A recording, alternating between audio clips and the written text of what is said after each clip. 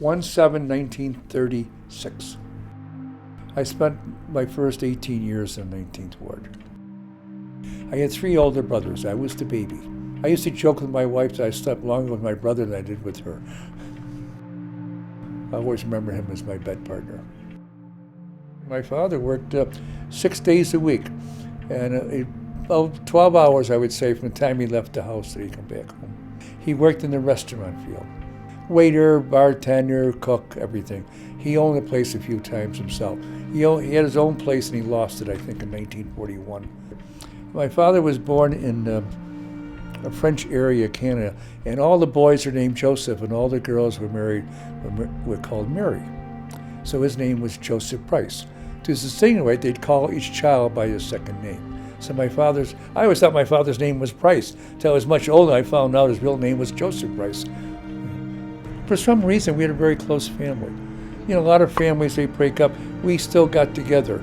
My father had cancer, and my mother had a heart problem. Well, they were 4 months apart. They were 56 and 53. I was 24 when I got married. I was an old guy, old man. I was desperate. I lost my mother. I needed somebody to take care of me. What's better than a nurse? So, Francis, do you remember when you first met Leo, what you thought of him?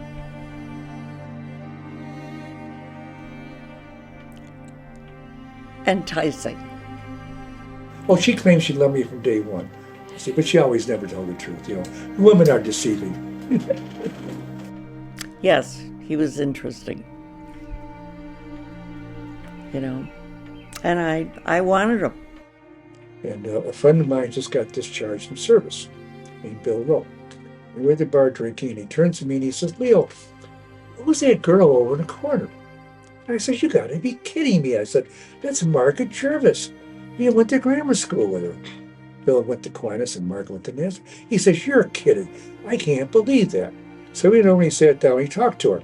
He came back about 20 minutes later and said, "Listen, I just asked Margaret for a day. He said, why don't you get a girl with double date? Go bowling across the street." So I turned around and there was Frances. I only met her once before. I could not remember her name. So I said, "Hey, you want to go bowling with my buddy and I?" She says, "I don't know. I came with some friends." I said, "You want to go bowling, yes or no?" "Yes," she said. So that was my first date with Frances. It was about 2 years later. Bill married Margaret, and a week later I married Frances. After I got married, I went to MCC for 2 years and a year at Geneseo. And I would have become a school teacher. And the reason I did, I was working almost full-time, about 30 hours at Run's Restaurant. And I was making close to $10,000 a year. And I had to do student teaching before I'd have to quit working. And I found out then teachers were being paid about $5,500 a year. And I said, I want to be a teacher, but it's just not worth it. And I had 3 children at the time. Our parents were both deceased, so we made an agreement that we wouldn't use babysitters. So if she worked, I was home, and if I worked, she was home. So Fran was a nurse, and she could do what they call special duty, and just work 1 day a week or 1 shift or something. And pick up $20. We used to joke that was more than our food bill for the month, or for the week, I mean. I was always surprised. I've heard other people complain about the girls in their teenage years, and we didn't seem to have that with our girls. Or either it went on and I didn't know about it. I mean, it could have been it. I think they were all easy. We never seemed to have any problem with our children. In fact, I joked about it. I had a 4-bedroom house on Pinnacle Road, which is a double, but 2 of the bedrooms on the 3rd floor. So all 4 children, 3 girls, stayed in one room and Fran on the other. And then when we had a boy, our 4th child, we had to move. So I always claim we had to move out of the house because our damn child. We had to get another bedroom. It was built in 1935, had parquet floors, a fireplace. It was registered, and there was a family room downstairs with the heating the family room from the register from the floor upstairs. Our living room was 24 feet by 14. I wanted to die there. However, it may sound prejudiced. My children would have had to gone to Monroe High School. And by that time, I could see the city schools were failing. So I moved out to Brighton for the city school district. Well, time we left Pinnacle and Crossman, we were the upper echelons financially as far as our neighbors go. We had a little more than most of our people. And when I went to Brighton, we were back down to social poor area, I guess you might say. Nothing wrong with it, you know. Same. They always ask who I like best. I used to tell my oldest daughter she was my favorite oldest daughter. And she thought that was great, so she figured out she was the only oldest one. I think the things I remember most is one-on-one with me, when I take them out to lunch, one of them, or just do something with just one of them at a time. They're all different. Fran and I, my wife and I, always go, where do they come from? You didn't think they were sisters, because they're so much individually different as far as we're concerned. No two of them were alike. We remember a couple of Christmases. The kids would be in bed, and we'd be up there separating the presents, and we tried to give them a lot of things, because they had no grandparents. You know, like papers and pencils, you know, a lot of different, so you had a lot of things to open. And we used to count the packages. Oh, Jennifer's only got 16, Jackie's got 18, we better move one around, you know. So I made sure they all got the same number of gifts.